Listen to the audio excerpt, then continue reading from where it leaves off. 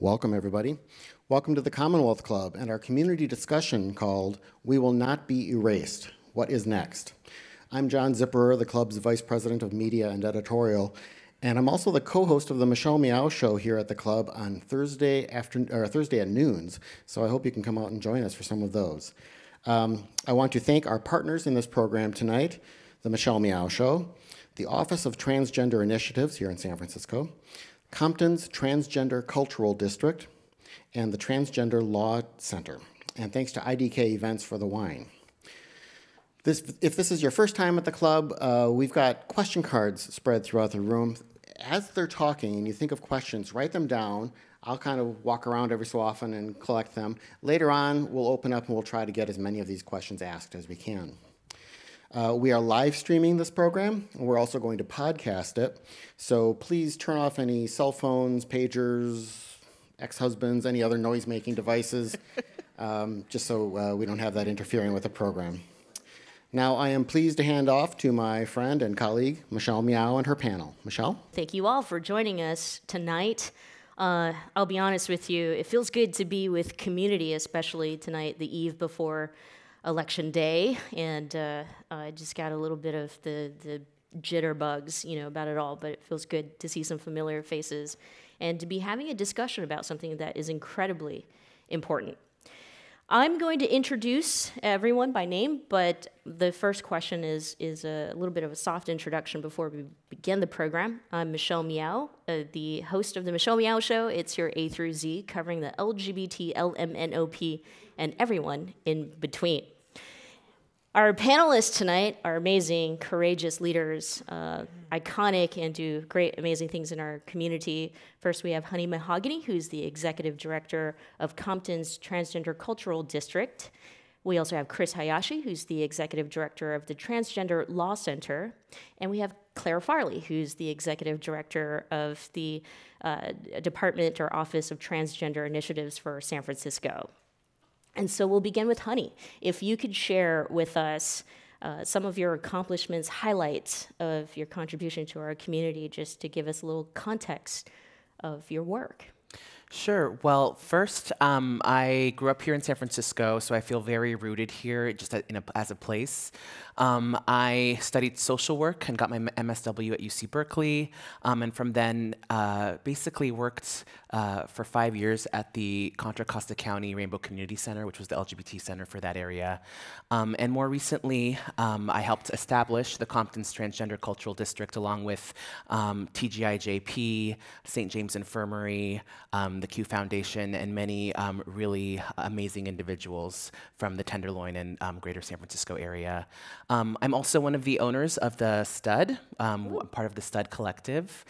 Another thing that I do is that I am currently the co-president of the Harvey Milk LGBTQ Democratic Club.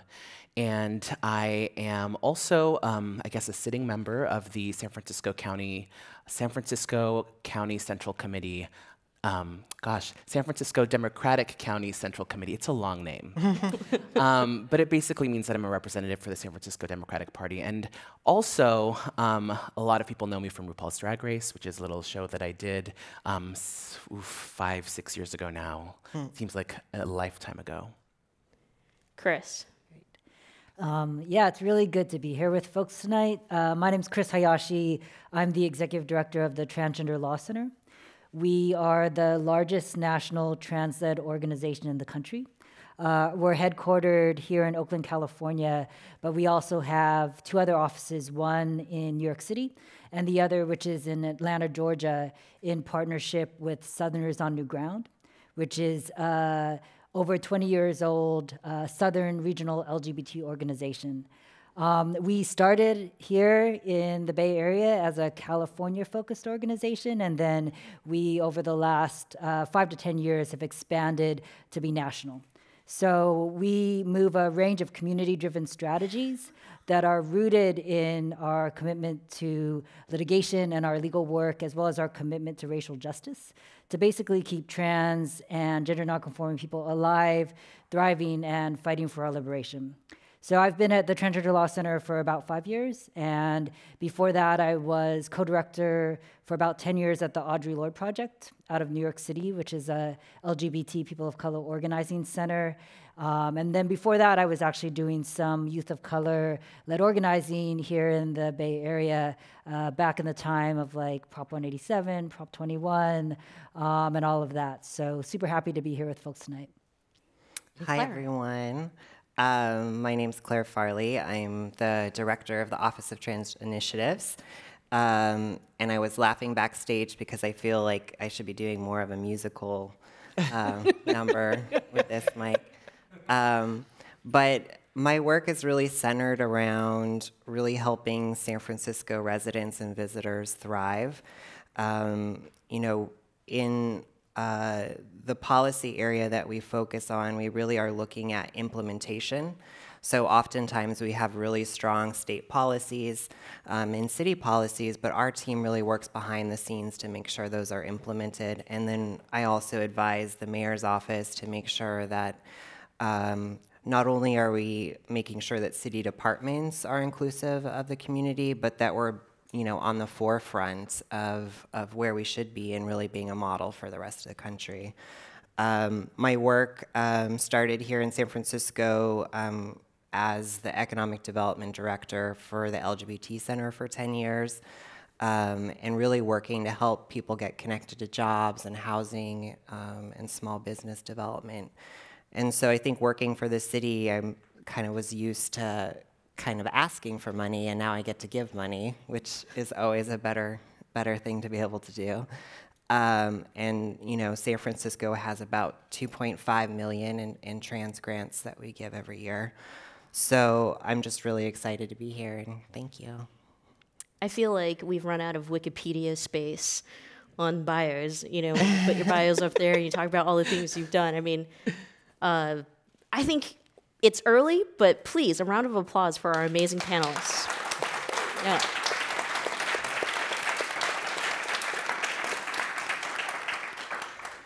First question is for Chris.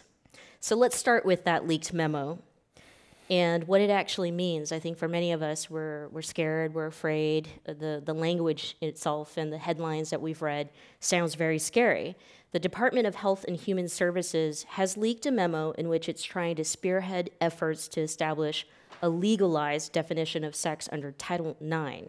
And those efforts, or the proposed definition, would mean that gender would be defined as biological, an immutable condition determined by genitalia at birth.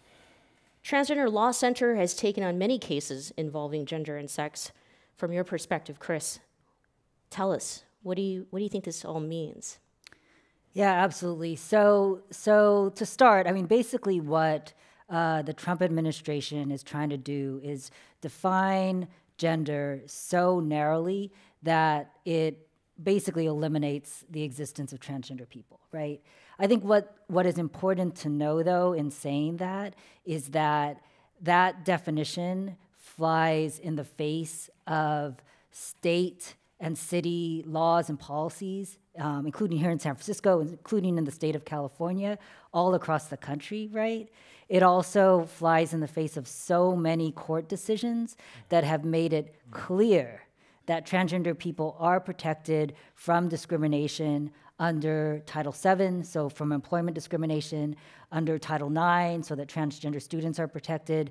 And so to break that down somewhat, so what we've been able to do as we've advanced the legal rights and protections for transgender people is we've been able to make argument, and the courts have agreed with this, that laws that protect people from discrimination based on sex protect transgender people, right? We've been able to make that argument. And so what Trump is trying to do in that memo is define sex and gender in such a way that it's so narrow that it eliminates us and it pushes back against what so many courts and so many cities and states all across the country have made clear. Honey, as executive director of the Transgender Cultural District in San Francisco, one of the first established districts dedicated to the transgender community, I think, in the entire country, social understanding of sex and gender is still an evolving education for all of us, for many of us. So we know we will continue to exist throughout whatever wacky attempts the federal government tries to erase, and tries to erase us from policy and law. But for someone such as yourself, where a lot of your work, it pushes through all of that, whether there's something on text or something that's a law or policy, it doesn't matter. Just visibility and what you do through arts, through culture, we will exist. And so, I think it would be great to hear from you. How do we push through all of this and continue to educate people, especially people who don't even know the definition of gender nonconforming or non-binary and identities that exist within the LGBTQIA community? I think that's a really important question that we should all be asking ourselves. And I think that in some ways, we do this every day. I mean, I think as people who are trans and gender nonconforming, I think merely walking out the door, right, is in many ways an educational experience for everyone that you walk by, right? Especially for people who are not passing or who, have less passing privilege. I think that their mere existence and taking up of space really is a form of advocacy, and I think a very powerful thing. I think that for me, where it becomes hard is on a more personal level, not sort of educating strangers and having that experience of moving through the world and just being and allowing that to be the statement that you make. But I think the really hard work that needs to happen is those conversations with our families. And a lot of times, I think that those are the conversations that are very painful for us and can be very hurtful. But almost everyone out there has someone in their family, and this is not just for trans, this is also for gay and lesbian people, has someone in their family who is gender nonconforming, who is trans, who is queer. And I think it's really important to hold family members accountable to whatever extent you're able to do that. Furthermore, I think that it's really important that we own the right to tell our stories. And are in charge of our own narratives, right? So, there's a lot of TV shows that are out there. There are a lot of think pieces that are being done. And in some ways, we do expect our allies to come forward and fight for us because, without them, it would be exceedingly a lot harder. But I think that it's really important to center trans stories, especially right now, and center trans storytellers. I think Pose is a really great example of that. It's a show that has broken so many boundaries. Having a trans woman of color as a producer and writer, hiring a predominantly trans person of color cast. It's fantastic, and it's passionate, and it's real. I think it tells stories and has conversations that many of us, feel a little bit uncomfortable having with people who are not within the community. And I think that is the type of work that we need to be doing within our own circles, with our acquaintances and with our families. Can I add something too? I just wanted to say that I think what Hani's talking about too is like this concept of changing culture. I think that we've had visibility, but I think now it's like, how do we push those boundaries even further? Because I think sometimes showing up is enough. Like, we're in a San Francisco bubble, right? But outside of that, like, how do we actually create change?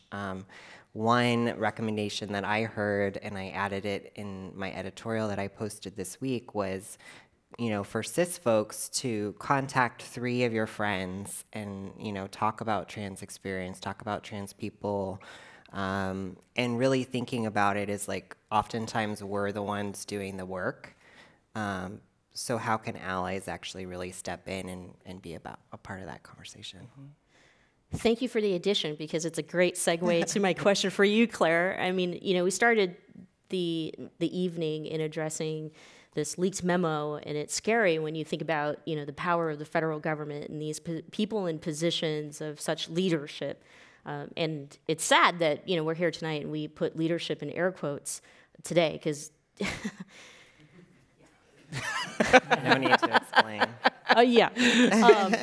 But then to pull back from that lens, right, and then hear what we have as a community, we've always been doing, and how we've won, even the cases that Chris has brought up, it's a combination of a lot of things, and the combination includes a cultural shift, which we need the cultural shift in order to also then make policy changes.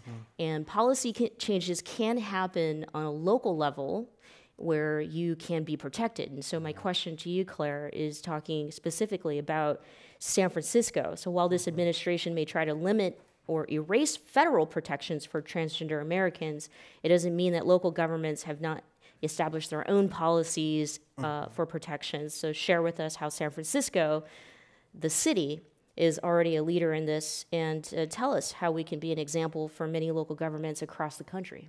Yeah, I think people are really scared, as Chris mentioned, and I think we're really fortunate to be in San Francisco because, we were the first city to offer transitional health benefits to all city employees.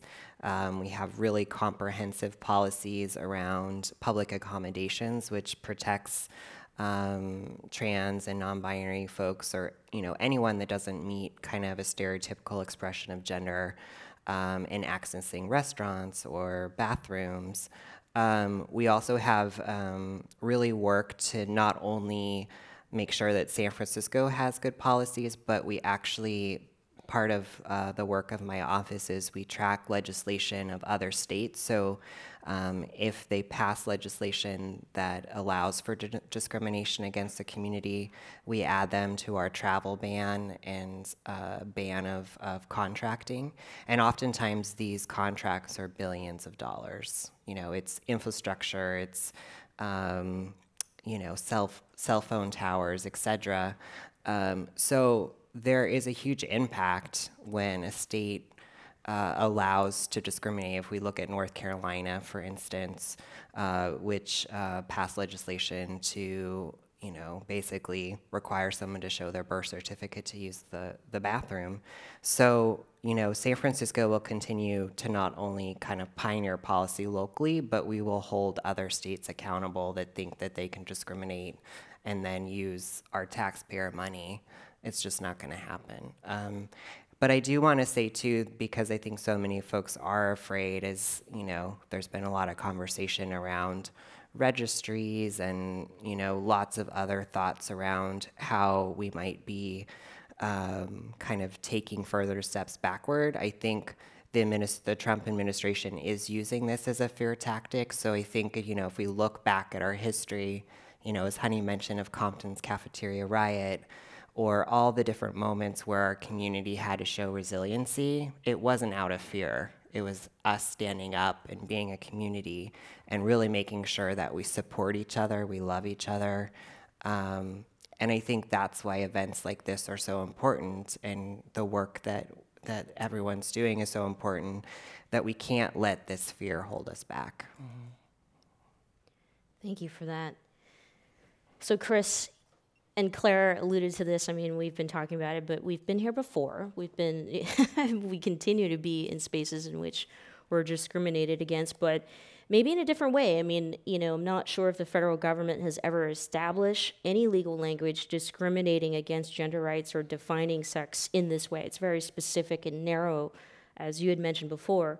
So knowing our history, and as it applies to the cases that we have fought and won, and ones that have eventually led to progress, can this administration make such a decision and disregard the legal cases, and not just the legal cases, but the data from health professionals and education and so much that's already there that proves our existence?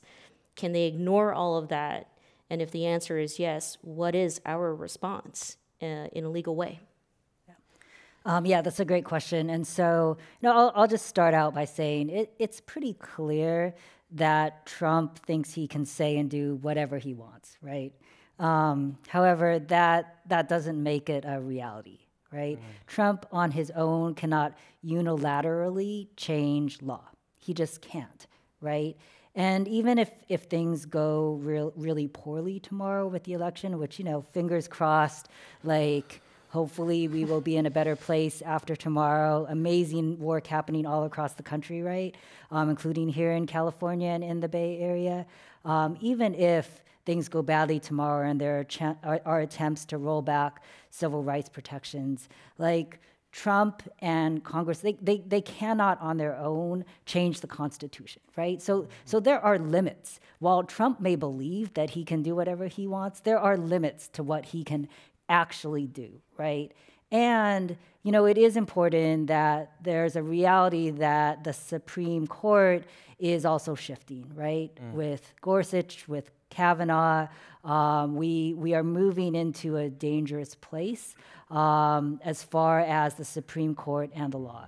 And so I think that what it's important to, one, also know is that the draft memo that Trump dropped, that was one attack against our community amongst so many that have happened under this administration, right? One of the first things Trump did was he rolled back Department of Education and Department of Justice guidance to protect transgender students.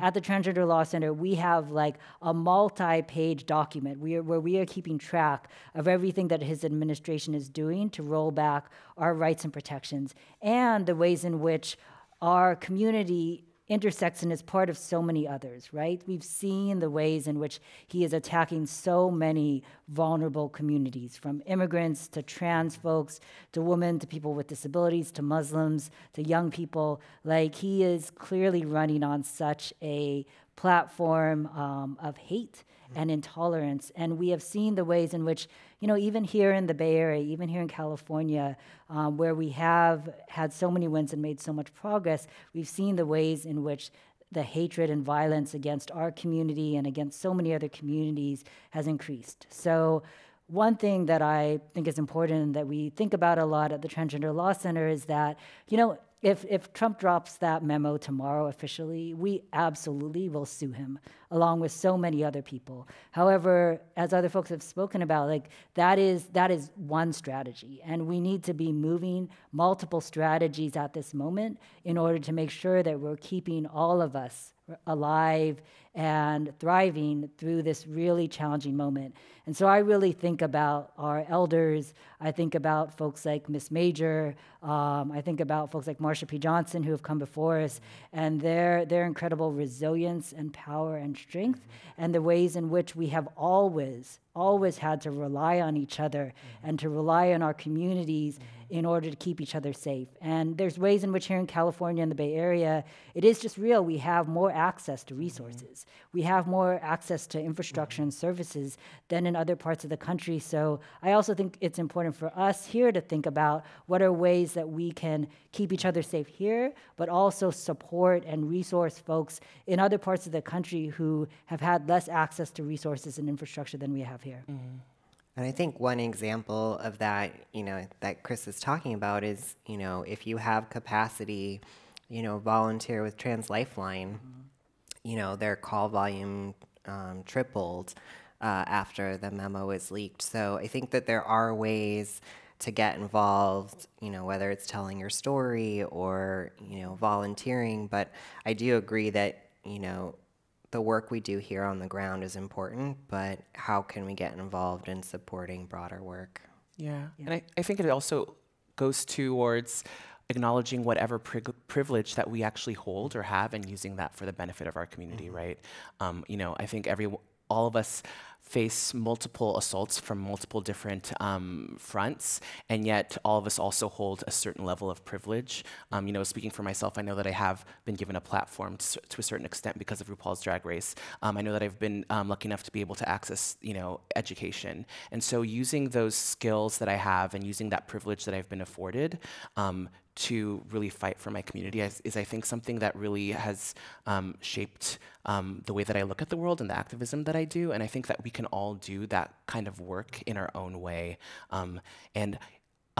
I think also, just to acknowledge that we are all very heavily impacted by not just what's coming out of the federal government, but what's happening in our everyday lives. You know, I think that it's an acknowledgement of how resilient our community is and how powerful we are, that we continue to thrive. And I think that it also requires us to take a moment and realize how amazing our community is, how privileged we are to be in the roles that we are, like to be trans people, to, you know, like someone posted on Facebook the other day about a really negative experience that they had. They, you know, got sort of catcalled and then sort of trans bashed. And, you know, my reaction in that moment was like, obviously complete sympathy for that person, and they were feeling very badly. But what I did was remind them, like, just think how sad those people's lives are, because their minds are so closed, because they aren't able to experience or appreciate the diversity that we are able to experience and appreciate and live so fully. Just remembering how lucky we are to be able to live those lives and to be that light for the world.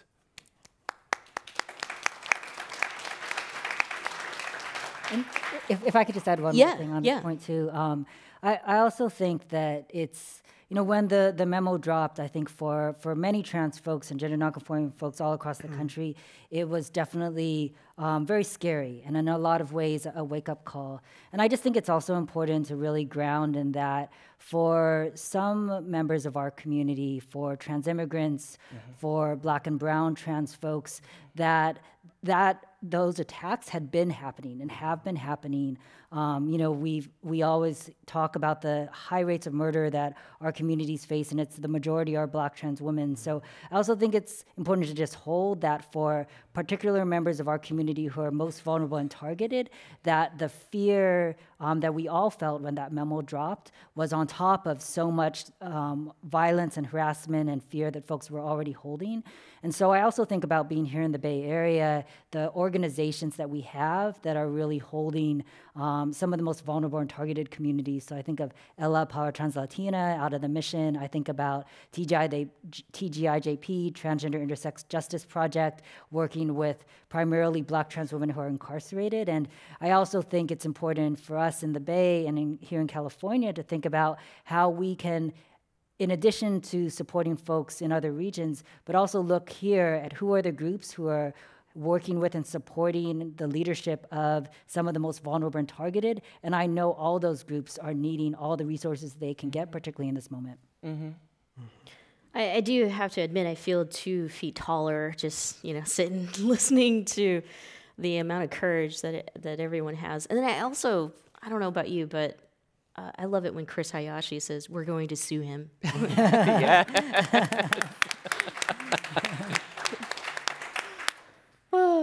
All right. Honey, lots of people are saying that we would not be in this mess if Donald Trump did not get elected. I mean, after all, he's the one who put someone like Roger Severino, an anti-LGBTQ devout Christian, as head of the Civil Rights Department for the Health and Human Services, put this guy in a position of power. It's a conundrum. How do you put an anti-anyone in a position to defend rights for people? So as a pillar in our community, a cultural icon who not only is visible, but is also vocal and politically involved, and you've been very vocal about your political activity, do you believe we need to be politically engaged? I know that we already know the answer to that, but I mean, but how so? You know, we're here before election day tomorrow. We keep talking about, you know, taking our country back or the results that we're hopeful for. It's not a big presidential election as most voters will turn out for. It's a midterm election. What does it actually mean coming from someone like you who's here in San Francisco, progressive California, but if people are tuning in or people are watching this from a different state, what are we looking for tomorrow? I think absolutely everyone it's all hands on deck right now. And I don't think, you know, there is no rest for the wicked, but there's also no rest for the weary. Even as heavily impacted as we are, as I said before, we need to keep at it. We can't let up. You know, after November 6th, I know that I'm planning on taking a mental health day. But after that, no matter the results, I'm gonna keep fighting. And it's all these little steps, right? Every little battle matters. And you know, it's been said time and again that there's this arc of justice and that it's not straight, that it's, you know, 2 steps forward, 1 step back. All of that is true, but what's even more true is that we can't stop and we can't take anything for granted. I think that there are very concrete ways in which people can continue to move us forward. That means taking a little bit of your time, whether it be on a weekly basis, whether it be on a daily basis, to really not just post on Facebook, not just get in these online arguments, but put your money where your mouth is. If you are privileged enough to be working a full-time job and have a salary and be able to afford to live in San Francisco, maybe consider donating a little bit of money to political action organizations that need your support. And that can be locally. It can also be across the country, right? And we're seeing that that money makes a difference. We know that in elections, money makes a huge difference. So if you can, please consider donating. I mentioned earlier that one of the things that I do is I'm co-president of the Harvey Milk Democratic Club. Any Democratic club that you're interested in joining, that you believe in their values, please become a member. Get involved, know about the issues and how they're going to affect you, because this is a democracy, and we all have a voice, and we all have the power to create change. So again, I urge you just to get involved with your local Democratic clubs. If you can't commit to being on the executive board and being treasurer or something like that, at least go and participate and help canvass. Right now, you know, we have a very hotly contested school board race, and you know, our school board candidates that we do want to see in the race, they need our support to get the word out so people know who to vote for. You know. And yeah, so I guess just get involved, because if not you, then who, right? So. And just to add to that, because I know, you know, you've been also very vocal about issues specifically or locally, right here in San Francisco, but just to kind of give us brief, what are your wishes? What are we looking for as members of the transgender community, LGBTQ community, even, you know, what it means for us specifically when we take back this country from an administration that has been very dangerous to us? And just give us examples like how we can continue to resist and be resilient regardless of whatever attempts they're trying to make from a legalized definition of gender and sex. Yeah, I'm going to actually answer the first part of your question about the dream. What is my dream? Actually, my dream is that the trans community, and well, first of all, we will destroy the binary, right? Mm-hmm. There will no longer be a binary. And that transgender individuals will hold a role in society, and non-gender conforming individuals will be appreciated and just integrated into society in a way that does not force them to conform, and that celebrates that diversity. Because, you know, like for me, I think growing up in San Francisco, and I know that also, again, is a privilege. I feel like I've been using that word a lot today, but I think it's appropriate. Because I grew up in a city where diversity was valued, and at a time, I think also where diversity was really valued, and there were all these diversity initiatives that were happening and taking place. I feel like we need to really think about that when it comes to gender, and why it's so important to have that kind of diversity and to celebrate that and how powerful that can be. There was another part to your question. I don't know if I answered all of it.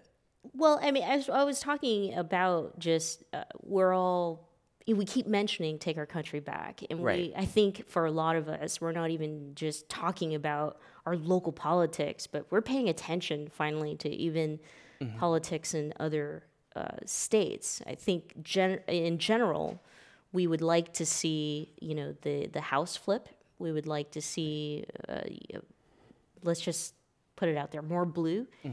In the Senate, what is that? I think that all means something. I think that strips a little bit of power away from, you know, the president and who he puts into power.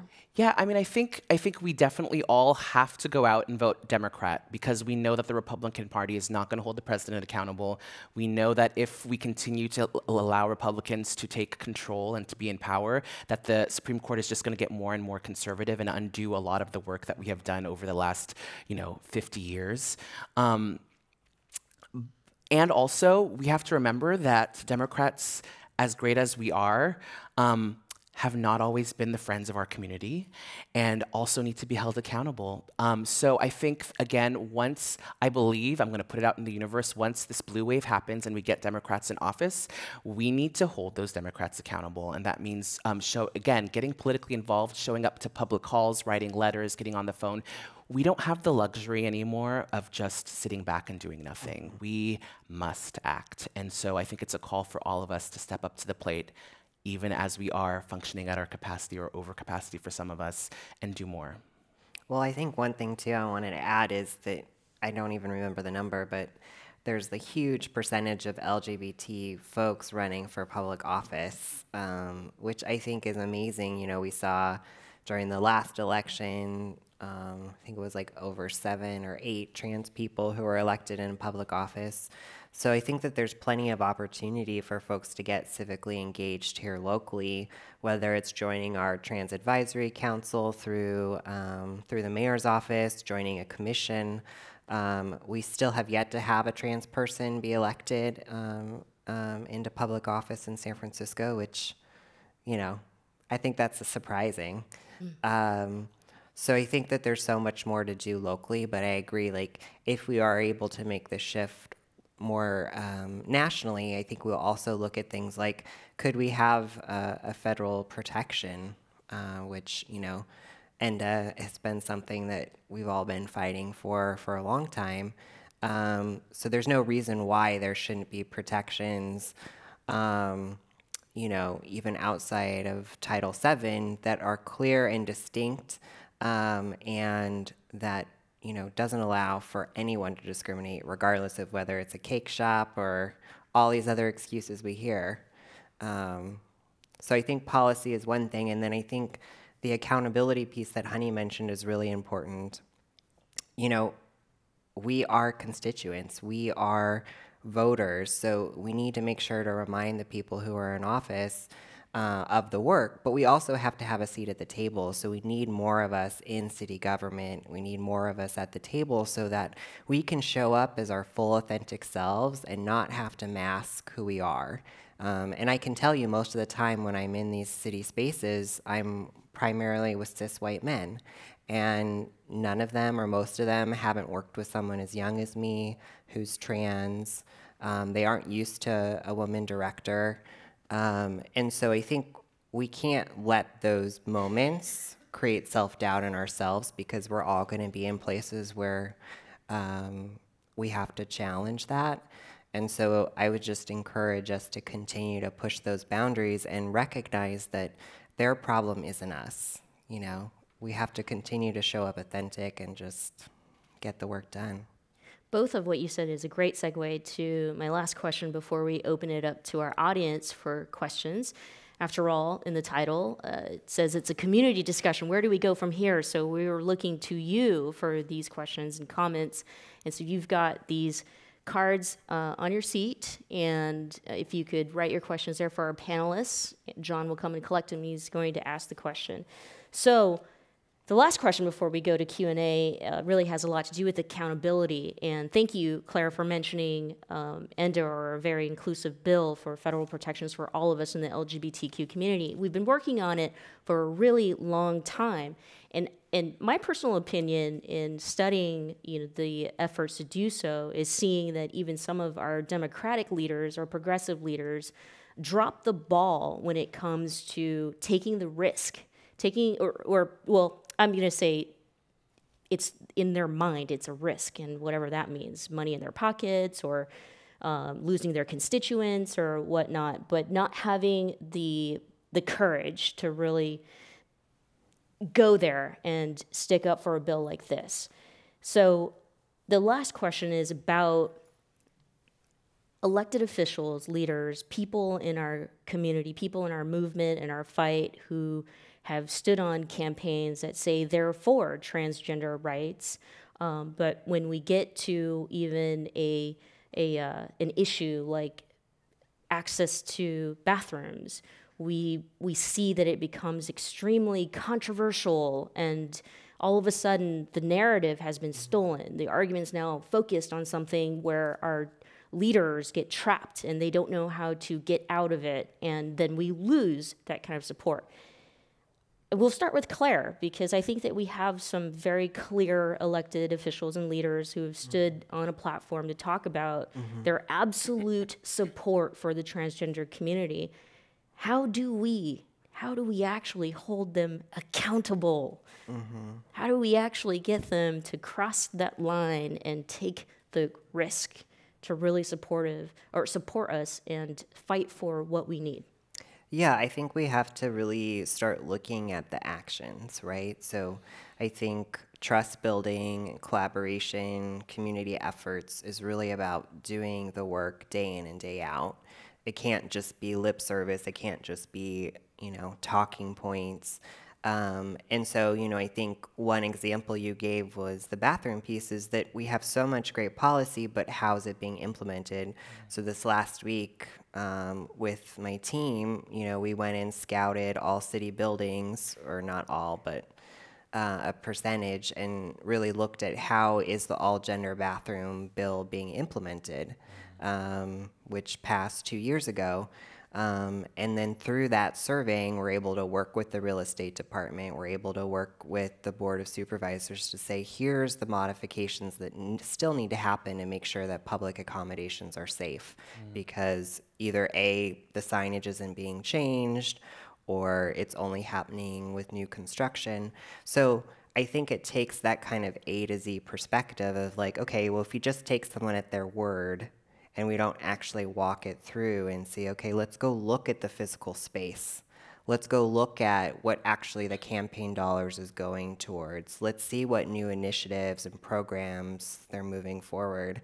So I think we have to hold the accountability piece around, if we're gonna be taxpayers, where's that money going? How is it being used? And I think if we look at collective around, buy local and these other initiatives, I think there's lots of inspiration that we can be used around. Let's be smart around where we're putting our resources and make sure that if we need trans housing in the city, that we ask for it. It's the one program that we haven't seen. It's the one thing that still isn't in San Francisco. And so we're working on an initiative to make sure that we have housing for our community, because if we don't have housing, then it makes it really difficult to have a job. It makes it really difficult to pursue any of your goals. So, hold me accountable. I know where the mayor's office is. Come to me. Chris. Yeah, I'll just add something on a little bit of a different tip, which is how many folks know about the anti-trans ballot initiative in Massachusetts? Oh, that's good, like half the room. So I just wanted to raise that up.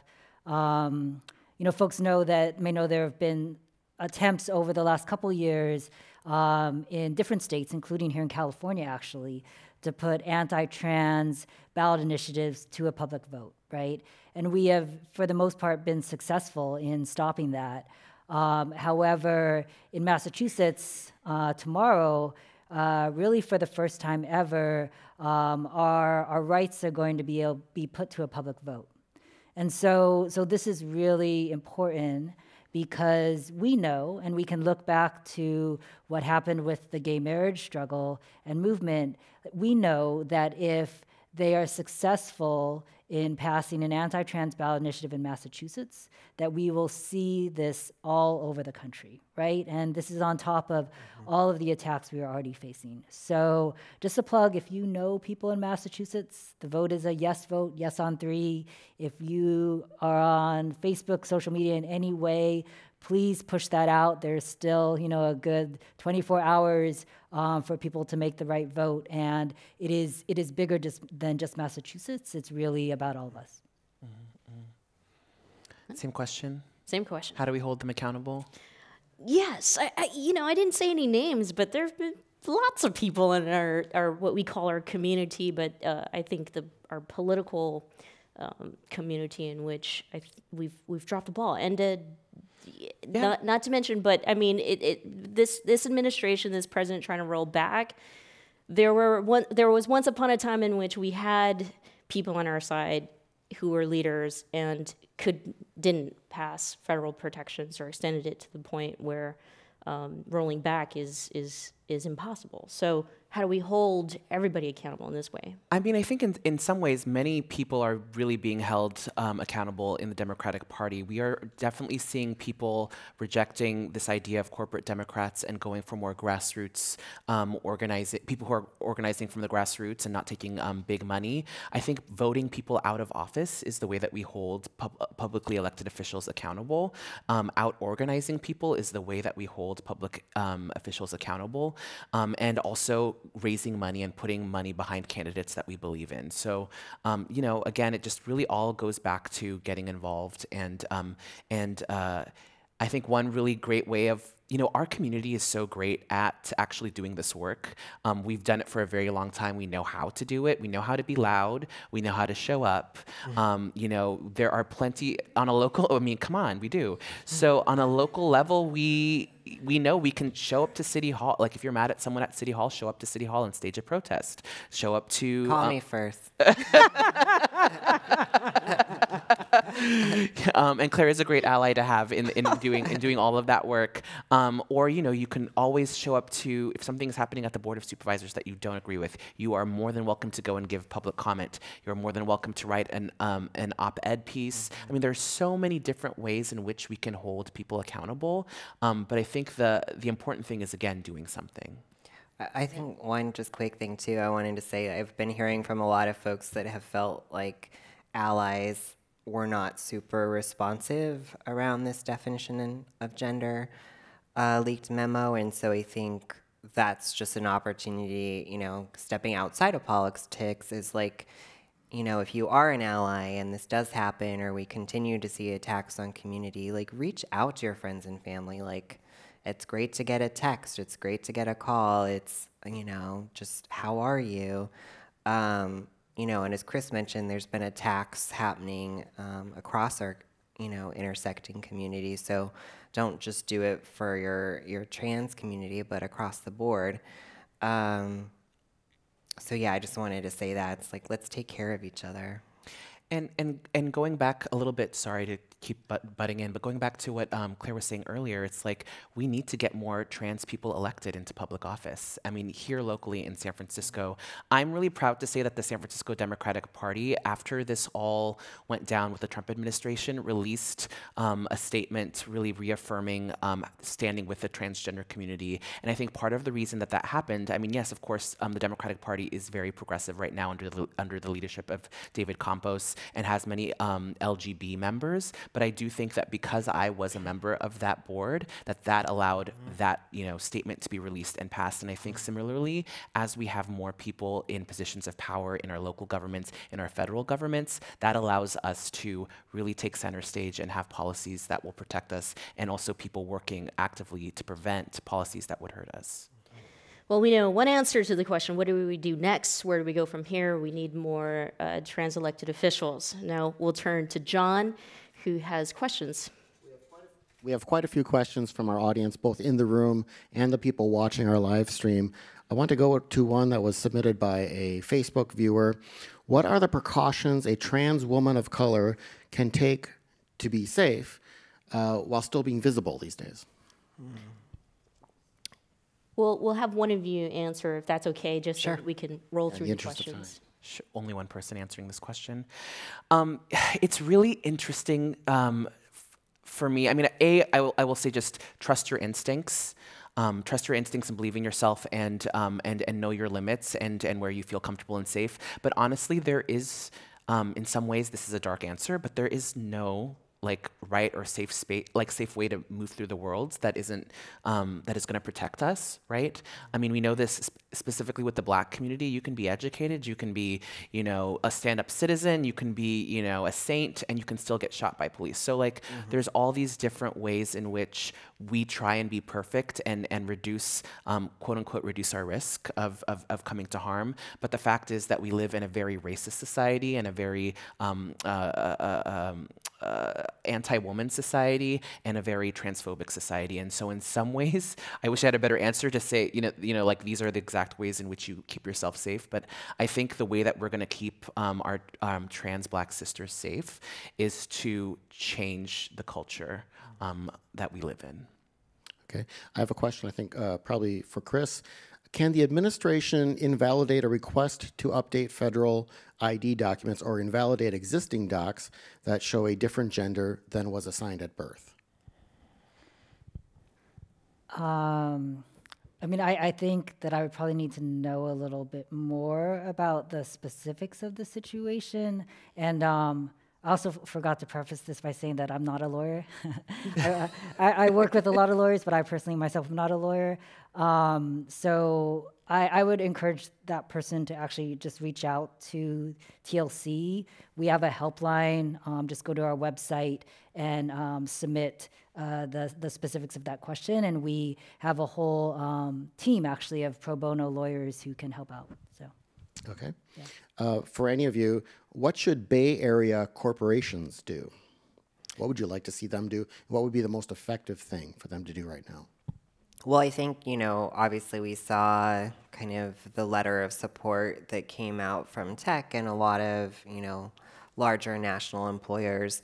I think one thing that they can do is they can, like the lobby in Massachusetts piece, we know that companies that could potentially lose business with the Bay Area, if they're headquartered in that state, then that means that they won't actually be able to work with the city anymore. And so I think that definitely needs to be, more lobbying from, these companies to say, okay, we do not allow for this to move forward. I think the other thing, too, is really making sure that we're hiring trans people. Again, a lot of the work that I did was helping employers create more inclusive workplace cultures. But, if we look at the economic divide that's currently in San Francisco, it's oftentimes, we're helping people try to get out of poverty. And so in order to do that, we need to make sure people have access to training programs, internships, volunteership. And so the excuse of you can't find trans people, like in the Bay Area, I can't tell you how many times you hear that, is like you have to get out there and attend hiring events and really do the work. And be clear on your website that you celebrate the community. Be vocal. Don't just do it for like a quick, marketing ploy. Do it and do it right. This is a question I know Michelle loves to ask. How do you identify situations where it is worth it to publicly break with elected officials who aren't living up to our standards?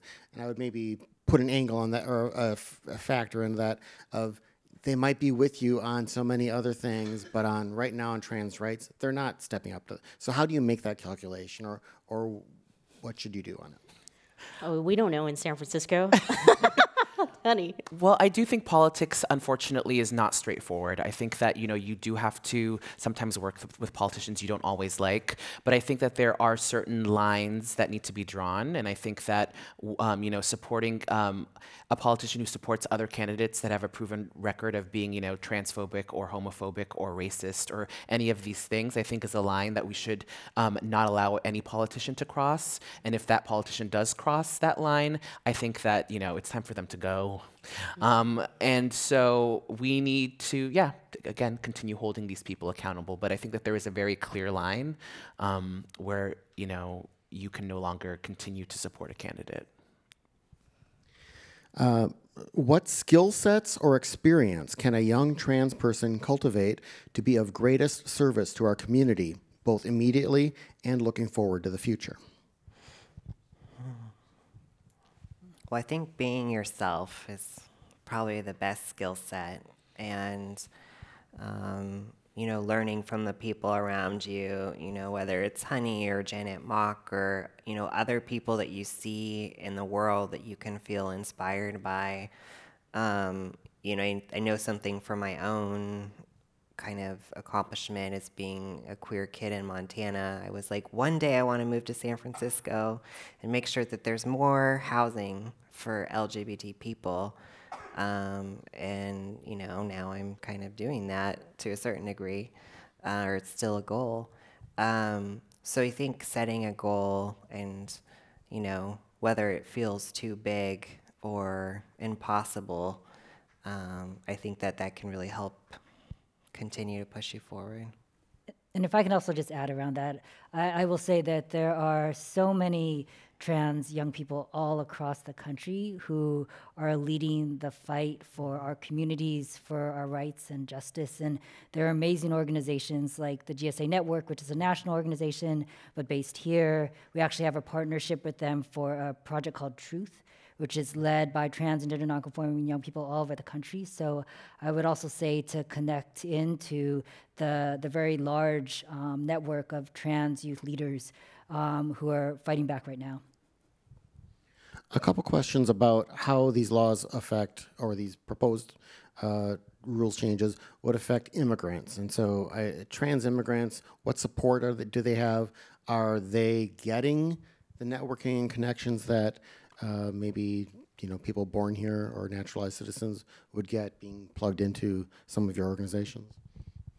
Yeah, I mean, I can just speak to the first question. So in San Francisco, we have something called the City ID program. So anyone can get a free ID that matches their chosen name and identity, which I think is a great resource for immigrants. Also, there's been a lot of advocacy to increase legal services for immigrants. I think that there's more work to be done around kind of internships and professional development, specifically when seeking asylum. It can kind of, take some time to qualify for a work visa. So we're looking at rolling out an LGBT professional development program for immigrants. We're piloting it in January. And then I think the other piece is, there's amazing trans Latina and Latino run organizations, so getting plugged in and getting resourced, as well as there's national organizations that are working with folks who are looking for asylum. There's groups in Canada as well as in California that are doing some really amazing work. And if I could just add very quickly around that, I will say that we have seen under the Trump administration, and we knew that this was going to happen, that there would be an all-out assault on immigrants, right? And we have seen that in so many different ways. And we know that trans immigrants are particularly vulnerable in that assault and in those attacks. And while there are some amount of resources available for trans immigrants, it is very, very limited. And it is an area where we just need so much more resource capacity and support.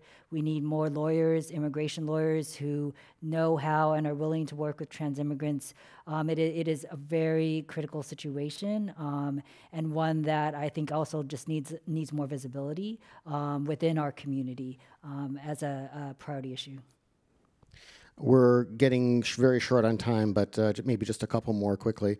If the Democrats do take the House of Representatives tomorrow, they, of course, still won't be able to necessarily pass something because it would have to get through the Senate and President Trump would have to sign it. But if they did take the House tomorrow, what would you like to see them do first with regard to transgender rights? What is there, like, one thing you'd love to see work its way into a headline that new Speaker Nancy Pelosi has said, done, set up, started with regard to this? Any wish list? Is there a wish list? I mean, I think I don't know if there's necessarily a wish list. I think that actually it's legislation can get passed, though. I mean, because we are, the Senate, we really only need to pick up 1 or 2 seats in order to make a difference. I think just taking a stance or having them take a stance like the San Francisco Democratic Party did, that we are not going to tolerate any form of discrimination and we're not going to pass any legislation that takes rights away from people. I think that would be a dream for me until Trump gets out of office and until we have a majority in both the House and the Senate. I think even just knowing that they would be able to halt the attacks and not pass any more negative legislation would be a huge sigh of relief. Yeah, and I mean, I think there's such a long list that it's really hard. Yeah. But, if we look at Canada's example, I mean, I think potentially looking at some of the components around hate speech and, I think, not necessarily criminalizing it, but really holding people more accountable, because I think the racism the xenophobia, all these pieces are at such extremes right now that we need to actually kind of shift and look at how do we hold people accountable that think that's okay.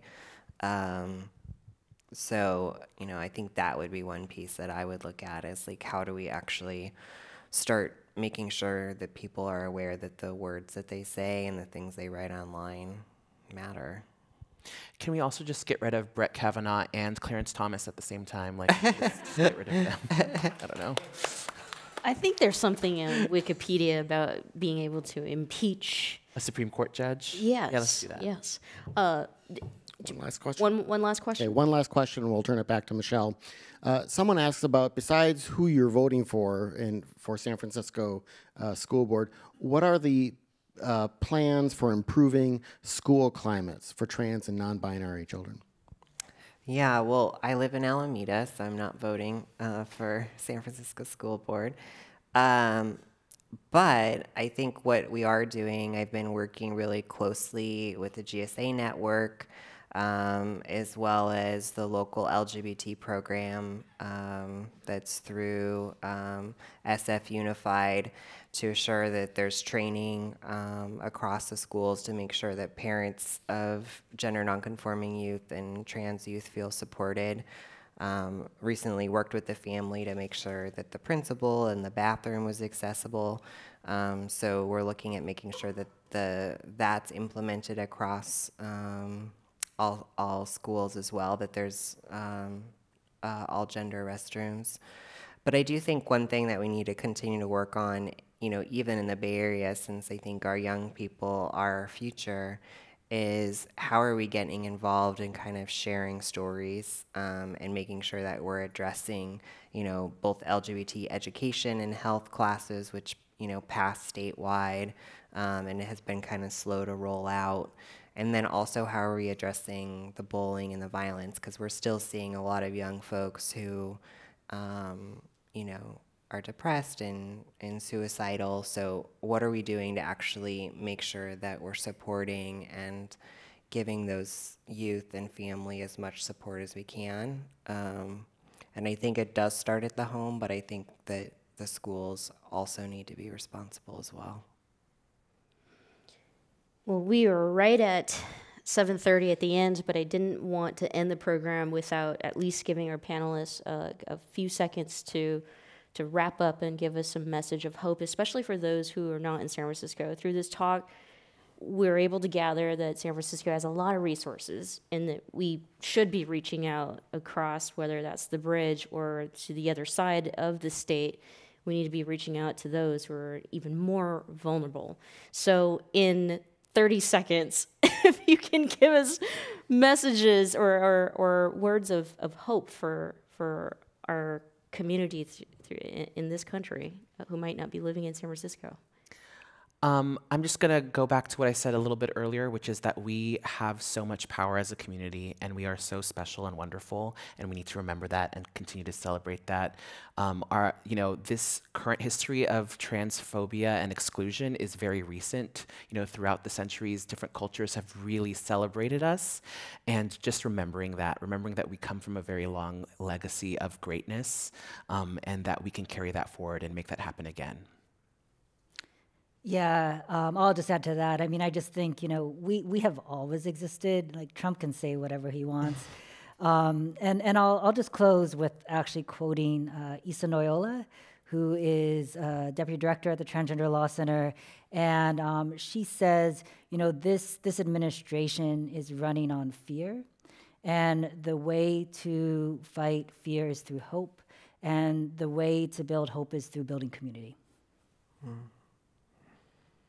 I would ditto all of that. And I would just say love each other, support each other. I think just continue to remind each other of the great things that we see in each other.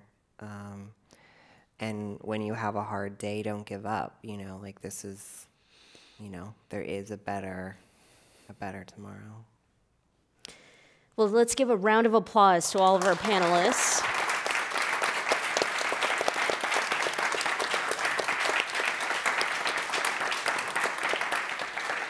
And I'm just going to actually end with what Chris said. And if Donald Trump is watching, because I'm sure he is, we're going to sue you.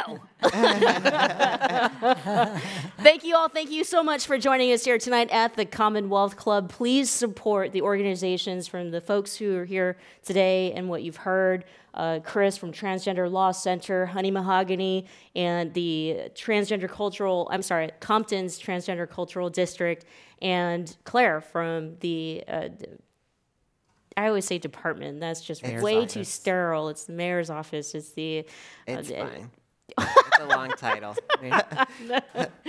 Office of Transgender Initiatives. I know all this, but we're really good at naming ourselves, and so do the best you can, love one another. Thank you. And thank you, Michelle. Oh. Yeah.